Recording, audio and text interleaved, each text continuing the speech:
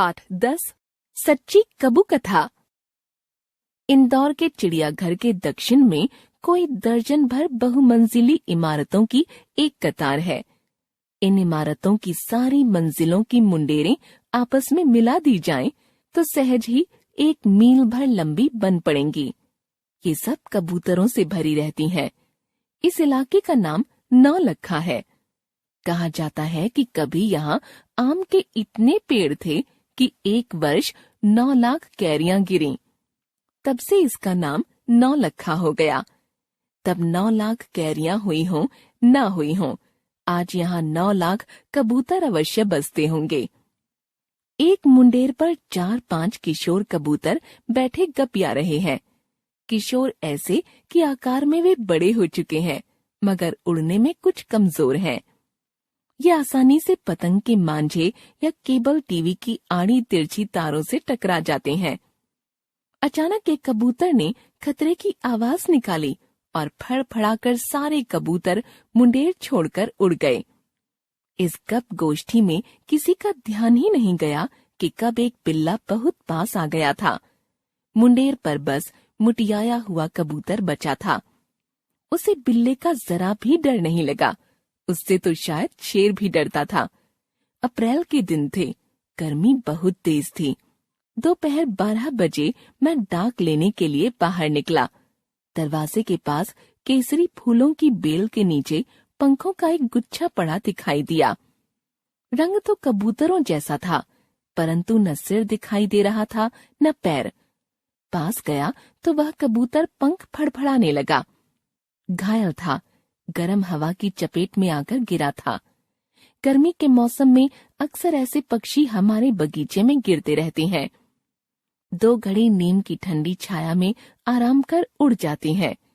मैं उस कबूतर को अंदर ले आया, उसके चेहरे पर पानी का फव्वारा किया और एक टोकरी में रख दिया। उसके सामने खाने के लिए चावल के दाने डाल दिए। दोपहर निकल गई, शाम हो गई। वह गर्दन जमीन पर टिकाए यूं ही बैठा रहा, न कुछ खाया न कुछ पिया।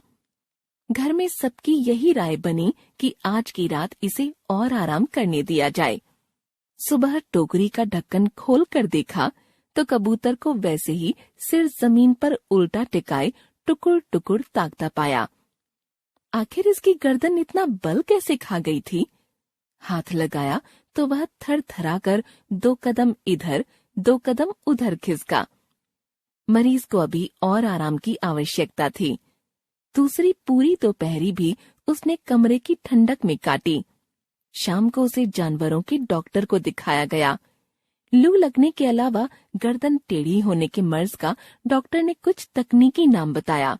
एंटीबायोटिक दवा और न्यूरोबियॉन की पर्ची लिख दी। अगले 3 दिन हम सुबह शाम गोली के टुकड़े आधा चम्मच पानी में घोलकर ड्रॉपर से कबूतर की चोंच में उतारते रहे। 4 बूंदे पिलाने के लिए घर के तीनों लोगों को जुटना पड़ता। इससे कबूतर कुछ संभला और खाने पीने लगा। हमारे पास जाने पर वह दूर भागता। ऐसे में एक दिन समझ में आया कि उसके पंखों में भी चोट लगी है। डॉक्टर की सलाह पर तीमारदारी का नया सिलसिला शुरू हुआ। कबूतर को हमारे घर में रहते रहते 2 सप्ताह से ऊपर हो गए थे। 3 मनुष्य, 1 अल्सेशियन कुतिया और 5वां यह पक्षी। सुबह शाम जब हम बगीचे में बैठकर चाय पीते, तब कबूतर को टोकरी खोलकर खुले आसमान के नीचे रख देते। वह उड़ता नहीं, गर्दन टेढ़ी कर देखता रहता। वैसे अब उसकी गर्दन सीधी रहने लगी थी। उसे नाम दिया गया कबू। घर के अंदर कबू को बगीचे की जालीदार खिड़की में छोड़ दिया जाता, ताकि वह पेड़ पौधे, आकाश और दूसरे पक्षियों को देख सके। शुरू में कुछ दिन उसे केवल चावल की चूरी खाने के लिए दी, फिर ज्वार और बाजरा दिया। इंटरनेट पर खोजने से पता चला कि कबूतर सूखे मटर भी पसंद करते हैं, मगर इस कबूतर को उस बात का पता नहीं था। भुने चने, टोस्ट बिस्किट, दूध रोटी भी उसने ना कर दी। अलबत्ता खड़े मूंग चाव से खाए। हमारी पालतू अल्सेशियन रैना पर हमें भरोसा था कि वह कबू को कोई नुकसान नहीं पहुंचाएगी। शरीर से भारी भरकम होने के कारण पड़ोसी उसे शेर कहते थे। कबू के कारण मोटी रैना को नया नाम मिला, गब्बू। कबू और गब्बू एक ही कमरे में साथ साथ रह लेते। गब्बू स्वभाव से इतनी गऊ है कि कबू यदि उसके पास चला जाता तो वह खुद दूर हट जाती है। साथ ही कूं-कूं की आवाज से हमें बता भी देती है। कबू की तबीयत सुधरने लगी। वह घूम घूम कर घर का कोना कोना देखने लगा। कभी वह बैठक की गद्देदार कुर्सी पर बैठा मिलता तो कभी पीछे के दरवाजे पर, कभी पंखे पर जा बैठता तो कभी खुली अलमारी के भीतर। बाहर वाले कमरे में पिताजी के सिर का एक शिल्प रखा है। पिताजी का प्रकृति प्रेम ध्यान में रखते हुए उसे बाहर बगीचे में होना चाहिए था। कबू शिल्प पर जा बैठता और बीट कर देता। सिर पर कबूतर की बीट शायद हर उस मूर्ति के लिए आवश्यक संस्कार है जिसे खुले आकाश के नीचे लगाया जाता है। कबू ने यह कसर पूरी कर दी। घर आने वालों को कबूतर से सबसे पहले मिलवाया जाता। जो लोग कैमरा रखने का शौक रखते वे इसकी तस्वीर जरूर लेते। कबू अब एकदम स्वस्थ था। वह उड़ता कम और चलता अधिक था। पीछा करने पर वह तेज चाल से यहाँ वहाँ दुबकता फिरता। उड़कर यदि किसी ऊंची जगह बैठ जाता तो पूरा दिन भूखा प्यासा बैठा ही रहता जब तक ऊपर चढ़कर उसे नीचे उतार न लिया जाए। हमारे साथ रहते रहते उसे 6 सप्ताह हो गए थे। वह गर्मियों में आया था और अब वर्षा आ गई थी।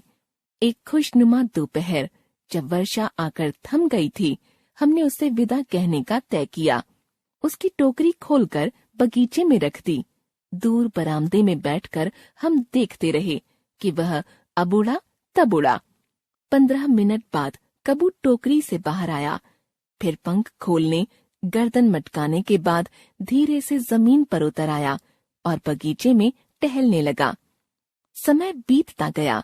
कबू को वहीं मजा आने लगा। आखिर उकताकर हमने उसे फिर से टोकरी में रखा और घर के अंदर ले आए। कहीं बिल्ली आ गई तो यह चलता ही रहेगा। दिन ढलते कहीं ऊंची डाल पर बैठ गया तो भूखा प्यासा बैठा ही रहेगा, यह सोचते हुए कि अभी कोई आकर उतार ले जाएगा और दुलार कर चुग्गा पानी देगा। चाय की मेज पर बैठे बैठे हमने उन सारी घटनाओं की कल्पना कर डाली। यदि कबू अभी उड़ जाता तो क्या होता? 2 महीने हो गए, कबू हमारे साथ ही है। जमीन पर चलने वाले हम एक पंछी को उड़ना सिखा रहे हैं। लेखक दिलीप चिंचालकर।